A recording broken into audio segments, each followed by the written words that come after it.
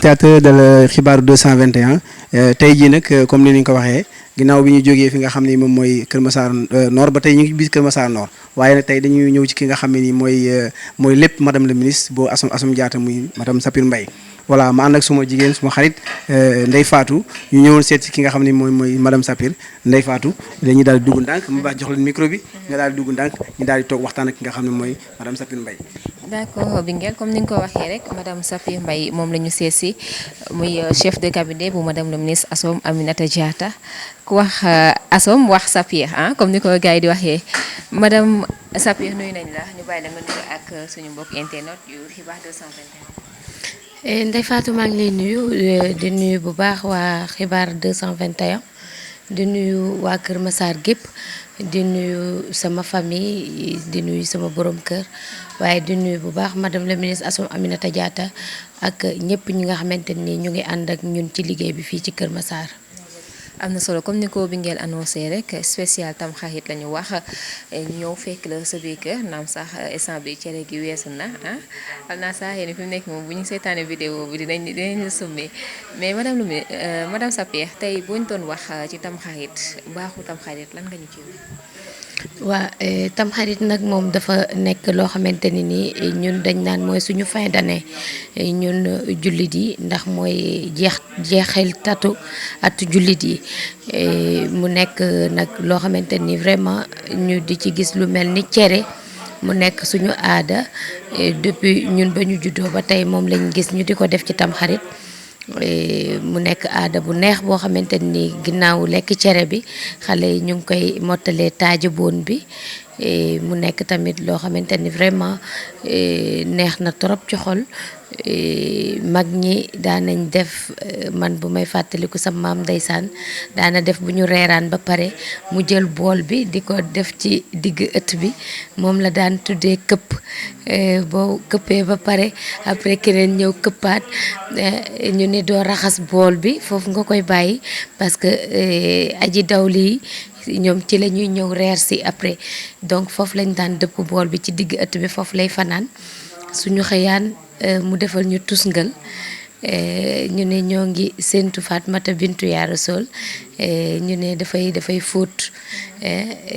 donc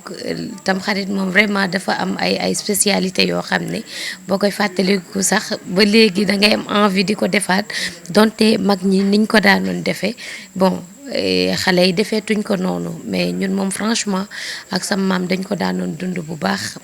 ana lu tax li nga xam ne mooy madame Sapir comme ni ko soxna Ndeye Fatou waxee ana la moo tax baaxantal yooyu noonu mag ñi doon def ana lu tax yéen ñi nga xam ne nii li ñuy wax xaw ma ndaw léegi la mën a tuddee ndax yéen fekkee ngeen jamono yi maam fekkee jamono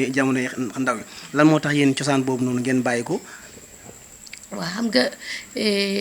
déjà dañ naan la affaire këpp yooyu ay bidaa la waa dañ naan ay bidaa la boo bokkee ci une famille maraboutique des fois mais déjà mère bi ñoom dañ ko mënalul woon dara rek bàyyi moo tax daf ko daan def ñoom mënuñ ci woon dara mais depuis mère bi dem ñoom dañ naan loolu bi daal la nangootuñu woon ñu def ko ñoom li ñuy def mooy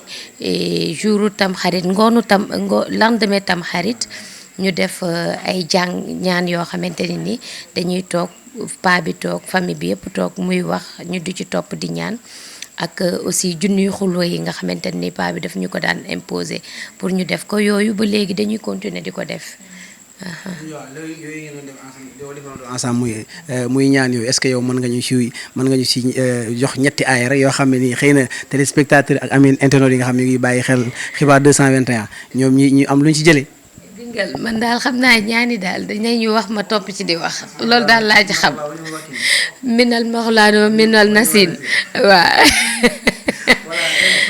vraiment mu nekk li nga xam ne lu am solo la comme ni nga ko waxee mais bëggoon nañu xam tamit aussi yow ana naka nga préparé li nga xam ne mooy yow sa cere.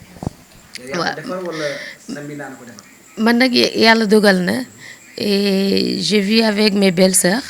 waaye yàlla dogal na. événement moom man may togg waaw événement moom mbana gi moom maa koy féetewoo waaw mbana gi moom à chaque fois moom bu mbana jotee dama naan leen man maay mbana. waaw parce que tout simplement je suis née et grandi dans une grande famille à Thiès. Donc j'ai l'habitude ma togg yenn togg yu mag yi donc chaque fête dama leen koy épargner pour def koy avec plaisir. Tey c'est vrai liggéey naa ba 14 heures mais nag maa togg sama cere. non en réalité nag mooñu ma cere bi mère bi moom mooñ cere bi. waaw moom mooñ cere bi waaye maa defar soos bi. waaw cere li ci gën a am solo cere tamxarit cere ji moo ci gën a am solo mais yow nga choisir li nga xam ne moom mooy li gën a yomb muy ñeex bi quoi. non man mën naa mooñ parce que comme je l'ai dit tout à l'heure je l'ai dit tantôt ci kër gu mag laa juddoo Thiès foofu laa yeroo donc lépp luy ay mooñ araw liggéeyu jigéen yëpp mère bi jàngal nañu ko mais comme ñun suñu liggéey amul samedi amul dimanche et madame la ministre elle avait entamé des financements et tey moo waroon nekk date clôture bi donc ce qui m'a poussé à travailler hier et donc aw ma woon temps bu bëri pour woon mën a defar mooñ bi ak tay bi mère bi moo ma ko defal tey bi ma xëyee aussi ci laa nekkaatoon ba 14 heures mais bi ma ñëwee nag man maa toog teg sama mbana nag. yaa ngi doon wax léegi waxu cere madame Sapir tey ji bu ñu doon ñëw ci cere démb parce que yaa ngi wax léegi am nga sens dund ak say maam tey ji boo doon ñëw ci cere démb mag ñi dañ ko doon waajee ak fi mu nekk nii cere tey ji nga xamante ni li ñu ciy def dafay bëri day dem ba cere gi dafay diis ak yooyu. waaw man je me rappelle avec ma grand-mère moom déjà cere bi daawul bëgg ñu bomb ko moom am na façon laalo bu ñu tuddee woon laalo ñax moom la daan bëgg ñu def ko ci cere bi ba pare daf daan bëgg ñu siim ko c'est-à-dire da ngay teg ndox bi ba mu bax nga def ci xorom après nga ñëw sotti ko ci cere bi maasale ko ba mu maase ba fendi nga doog a ñëw tegal ko ñeex bi ci kawam. moom noonu la ko daan noonu bëggee daawul bëgg mu am ingrédients yi ñu ciy def yépp nii ak moom bëggewu ko woon noonu en plus yenn bouillon yi aussi daawu ko bëgg waaw moom da daan bëgg mu am xorom am ay laurier laaj oignon tout ce qui est verdure yooyu daana ko ci bëgg ñu def ko ci mais pas ñun niñ koy épicé léegi. ndax ñoom seen cere doon nañ ci def meew fin bi. waaw ñoom daan nañ ci doon def mais meewu nag lañ ci daan doon bëgg a def daawuñ ci def meew suñu meew yi. parce que ñëw dañu fekk la nga bàyyi ko dafa mel ni que da nga jël ci cere ji lu bëri wala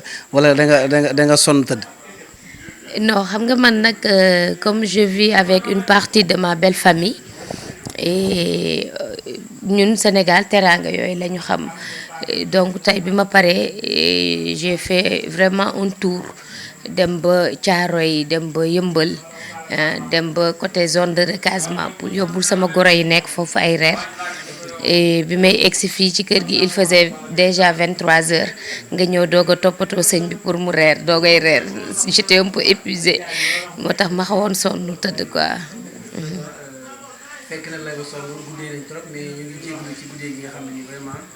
guddee waaye nag plaisir la aussi ñëw ci yow interview la ci li nga xam ne mooy guddi tamxarit gi ndax yow nekkuloo nit koo xam ne nii ku ne xam ne sa am solo gi nga am solo mais bëgg nañ xam sa diggante sa liggéey ak madame la ministre ndax yomb na wala yombul.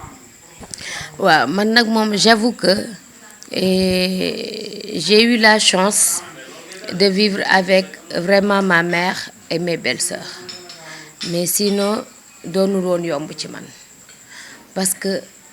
la majeure partie de mes heures maa ngi koy dund ak madame la ministre et vraiment c'est un plaisir liggéeyandoo ak moom parce que liggéey mi yépp c'est servir la population waaw dundam yépp daf ko jox pour jàppale askan wi jàppale population bi donc loolu jaamu yàlla la jaamu yàlla gu mel noonu nag bu la ci nit deewoo cawarte rek nga ciy am